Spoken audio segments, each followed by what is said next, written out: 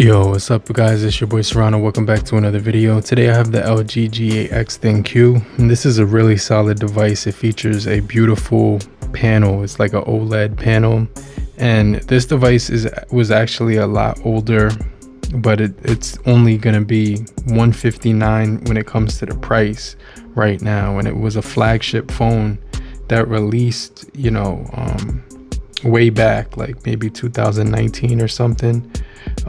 So it's an older phone. I mean, is it worth picking up? Well, that just depends on if you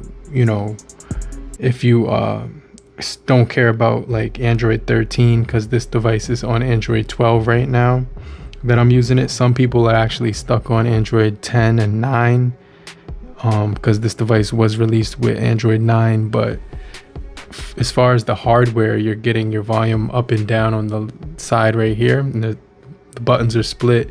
This device features a flush camera, so the camera is actually completely flat inside of the phone on the back. So this device has no wobble, and so I really like that part about it because it just feels really premium still, and the build quality is like all glass. It's going to offer wireless charging as well, so that's going to be another solid feature. It also does offer IP68 water and dust resistancy, and it's got a really nice feature set. Like, this device I definitely think it's still worth it. You can see the in-display fingerprint sensor on here. It doesn't offer facial recognition, so I just want to mention that. But this device, when it comes to the camera, is going to be extremely sophisticated. It's got a ton of different modes to choose from inside of here. So I just want to walk you through the cameras, because the cameras are actually going to be one of the main selling points of this device.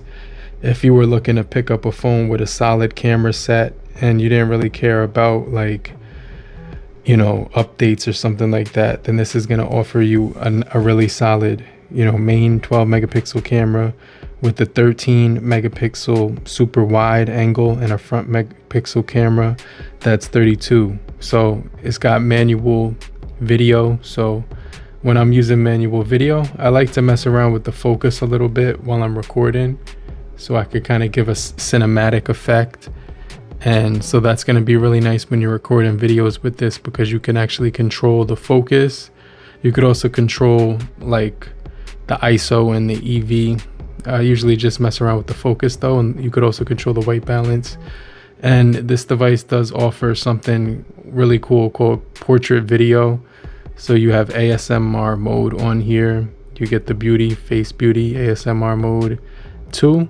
And you can see the front camera right here is really nice. When I go into the settings, I get actually 4K resolution on the front, which is really cool. Flipping it around back, you're still gonna get some really solid settings on here. 4K 60 on front and back. So this camera is loaded with all the features you would need, like for photography, filming, stuff like that. It's going to be one of the best cameras still, like if you wanted to pick up a really cheap, affordable phone. So it's got really good cameras, that's number one. But also the display is going to be awesome. It's going to give you that 6.4 full HD OLED panel, and so you can see right here you're getting the fingerprint sensor on the front, 23 by 40 times 1080, 2340 times 1080 pixels, and it includes a little slope drop notch. This device has a pretty decent speed when it comes to it as well. It's got good optimization, so I like when you go into the most recents and you turn it sideways, these apps actually rotate. So it's got like a pretty decent UI. LG was always really good when it came to their devices, like just using them. You get your notes in here, like the Notes app. So this device was pretty fun when it came to taking notes. It has a ton of features built inside of the settings that I really like NFC, the dual screen mode. So you do need the case to actually launch the dual screen mode. I want to get into that in just a second. NFC for mobile payments, hotspot, flashlight, Wi-Fi calling as well. It doesn't offer the 90 or the 120 hertz refresh rate, but you do get like so many features on here, like the hi-fi quad DAC and the DTS 3D sound, giving you extremely immersive audio. So it's going to be one of the best experiences when it comes to listening to audio on this device. So, you know, that's definitely going to be a solid thing when it comes to using it. You know, as far as like use the display, it's going to offer you a really large panel. You can see that the bezels on here are very minimal. So it has a pretty fast processing speed too. So that's one of the things I really like about it, because you can actually get from window to window really quickly using this. And, you know, so I really like it as far as a phone right now that you can actually pick up. So, you know, it's not going to be updated, but it's still going to offer you some really nice experience, especially when it comes to the pictures, the photos, the sound quality, stuff like that.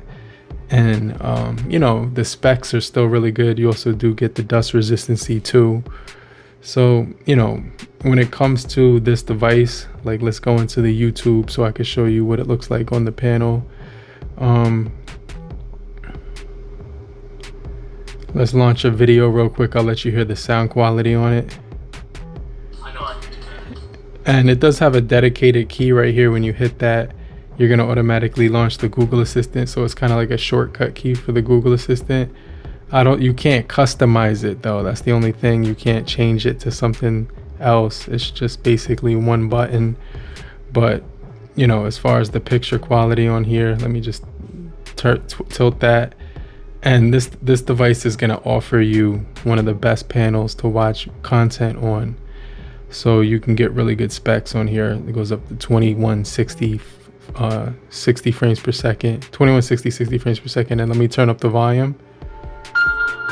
You get the dual speakers on here, so it's gonna sound crystal clear, really good quality. The audio actually vibrates through the phone, and you could kind of feel it, just giving you a really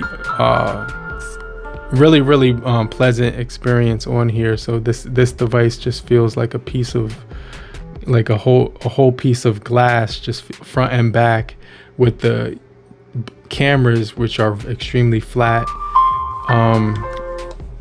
I think it's a really nice design overall. It does scratch kind of easy, so that scratch happened basically mysteriously, but I keep a case on here as well. So, you know, I do have the dual case, which I want to show you guys right now. These aren't very durable. This one seems to be sort of you know, the hinge mechanism doesn't have as much resistance as, let's say, like my Samsung Galaxy Fold device does. Like, this one definitely has a little bit more resistance, whereas this one, it's not flimsy, but it's more easier to actually open up, like less resistance. So, you know, I'm gonna put that on here, but all you have to do to get the dual screen to work is pop the phone inside of the case, inside of the Type-C jack on the bottom, and you could pop that right inside here really easily. And now you basically have your dual screen. So when you hit this button right here, turn on dual screen, now you get your second display. And so that's going to be really solid. What I did is turned on the widescreen app, turn on wide mode, and now I got the widescreen mode right here. So you can see I have both screens on this device right now. So yeah, that's gonna look pretty cool. Let's show you guys what it looks like. This is what it looks like when it's on the widescreen mode. So it goes across two screens. Obviously it's not gonna look as good as the the Galaxy Folds, right? Because this is a one panel, whereas this is two different pieces of glass next to each other. But I definitely think that LG had something going with this device. I still think it's pretty cool, because you could even just use one app on the top and one app on the bottom, and you could even use this like a keyboard right here. So it's really good for just using two screens like this. So this phone is solid. And so that it gives you a nice keyboard typing experience when you're typing text messages and stuff like that. It's gonna be really solid. So the dual screen comes in handy when you want to multitask across apps and kind of put different things on separate screens, so you can easily rotate the apps and do 2 or 3 different apps at the same time. Because one of the cool things about this device is it does have that float in apps, so I can actually long press this and do a pop-up window, and when I do the pop-up window, it gives me the ability to control it over here. I can't drag it across the screen to the other one. So that's one of the things you're going to notice, is that you can actually get that to pop up. So when you pop that up, then you can open up a third app. And the floating window actually shrinks, so it gives you the ability to, let's do Facebook, and then I can open this one. Now I have like 3 apps going right here, and it's that easy. You can shrink it again, you can make it a full screen. And yeah, so this was one of the best devices for multitasking before, you know, the technology for foldables actually got a lot better and more advanced. But one of the things it does give you is the dual screen gaming tool, so that you could use one screen as your gaming pad and the top one as your display. Let me show you what I mean. All right, so this phone is cool because this is what you can do with it. You can use it as a mobile gaming device with the dual screen.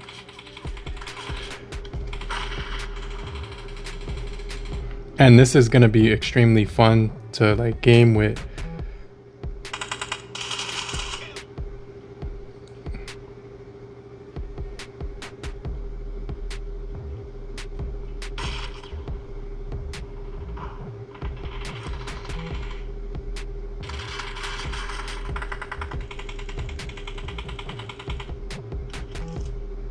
Watch out.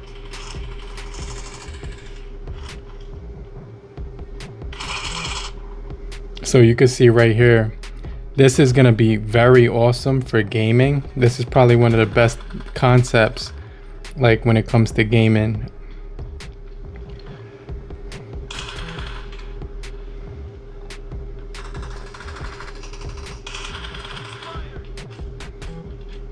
So like I said, like really good graphics on here, very good controls with the multiple gamepad joystick thing.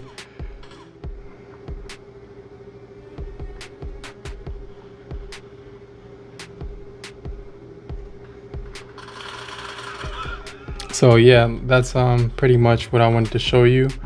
Let me get out of here. I'm gonna exit out of the gamepad, and you can see you're back to your dual screen. You can close it and get your date, time, and day on the front. So it's gonna display your time, some notifications. This is like a fingerprint magnet on the front. On the back, you can see you do get your camera set up there, and you could pretty much use it just to get your notifications on the front. What I really like is you could fold this around the back of the phone, and now you just have a phone like with the whole display on that. So it works really well. You can get to all your apps like Twitter or X. You get your Meta right here. Let me put the volume all the way up.